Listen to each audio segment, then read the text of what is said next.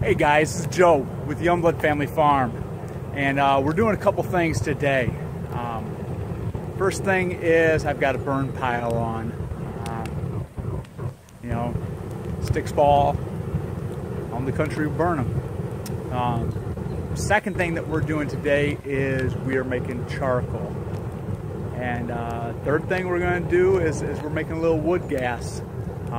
That's not intentional, but that's kind of a part of the deal. So join me as I show you my charcoal kiln.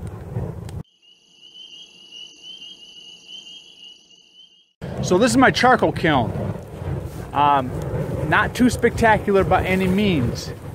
All we have is a 55-gallon drum that I have loaded up with wood chunks, and I have put the lid on it and then sealed it, and you can see that there is a small vent hole there where the wood gas is coming out. I'll drop a picture right after this, right now, how I do it here. 55-gallon drum. These are just a bunch of small pieces of scrap from the wood shop. As a wood shop teacher, I got a choice of either, how small can it be and be safe, and what do I do with it? Do I throw it in the dumpster? Most of the time we box it up. Maybe it becomes kindling for me or for other teachers or whatnot. So 55-gallon drum. Lid. Once I get that lid on, I put a ring on it, and then I have to tighten up the ring, and then I'm going to take it to where I'm going to make the charcoal. So did a little work while you're gone. Barrels inside here. So back up a little bit. Burn pile. I'm gonna wait a few days until this little bit of snow melts off. I've got some couple of dry bundles from my boy's firewood business, campfire business. And so what you see here is I've got the barrel a little bit on a downward slope. That allows the gases to come out through that vent. They will go around the ring. It's not a perfect seal, but most of the gases can rise. They will vent out. Sooner or later they'll ignite. Got boards going across the bottom, and this burn pile was an old cherry tree that had been burned out for about 3 years. So the next time I bring you back, I'll probably be in a few days, and we'll light this off and kind of see how we make charcoal here. And I just basically fill up that barrel full of wood scraps that they don't burn very well, the squarish pieces, odd pieces that come out of the wood shop, and so that will become charcoal.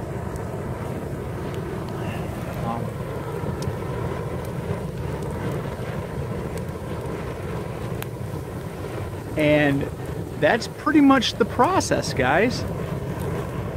It will continue to burn. I will continue to let it burn until the piles burn down, and then I will come back and I will flip the barrel over. Usually it takes some good gloves, but I'll flip it over and then seal around the outside of it with dirt so that air won't go back in and ignite that charcoal. We'll let it sit for a few days before we unpile it. So this is it. I've got a time lapse going over here, and I will kind of bring that time lapse in somewhere in this video. So this is my charcoal kiln, guys.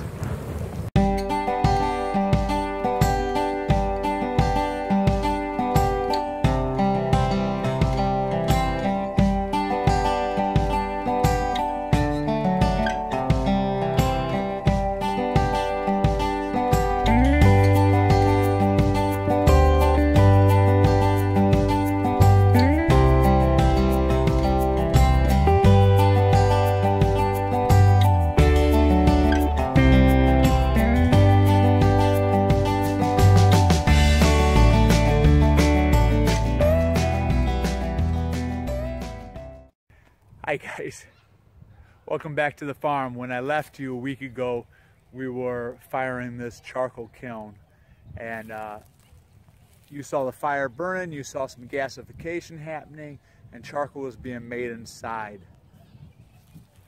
Once the fire burned down enough that I could grab the barrel, I grabbed the barrel, and you could see that I took a shovel and put dirt up around the edge of the barrel. So we're going to tip this thing over.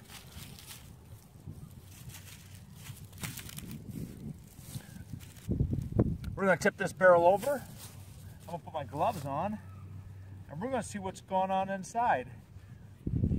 Probably a week isn't necessary, but you know, a little bit of busy in our lives, right?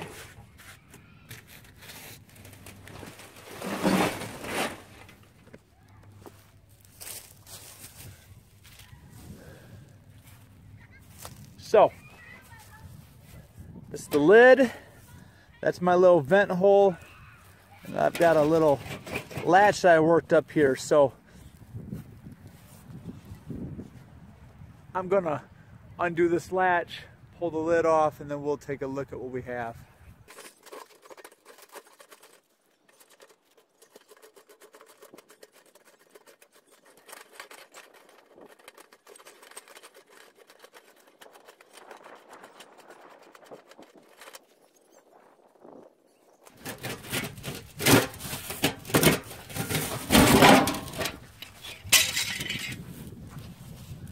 So here we go. Let's see what we have in here. All right.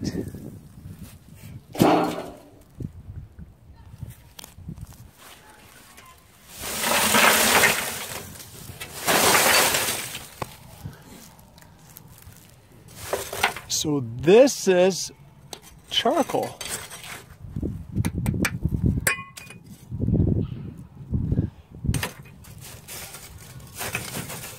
So lighting is horrible here, guys. So what I know right now is the lighting is pretty poor. But what we have here is we have just pure, clean charcoal. We moved into the barn. I apologize if it's a little dark, but it's windy today.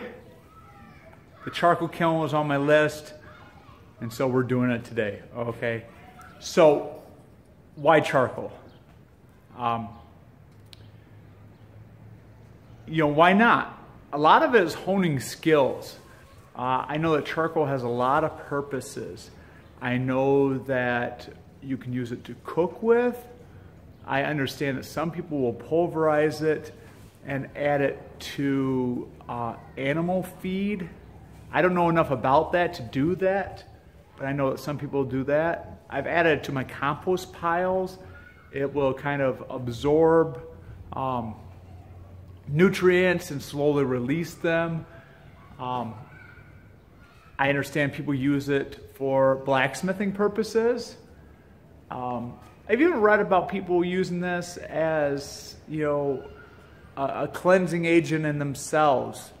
Like I said, once again, I think anytime we start sticking this inside of our own body or an animal's body, we need to know quite a bit about it if we're going to be putting it inside of ourselves. I also understand that charcoal is a main ingredient in black powder, you know, making. I don't know much about that either, but it's you know, guys used to have their full-time employment making charcoal. If you've ever read any of the Eric Sloan books, he speaks quite a bit about the charcoal makers. So I had its time and a place. I think if someone's doing blacksmithing or they're doing quite a bit of barbecuing, this would be a cool skill to work on. And as you can see with a 55-gallon drum, investment is pretty low. So that's my charcoal kiln. It's one of those things, one of those skills I'm trying to learn and hone, and do it without a lot of investment. So you could draw with it too. So take care. You guys have fun out there. Enjoy your spring. Thanks for joining me. Bye now.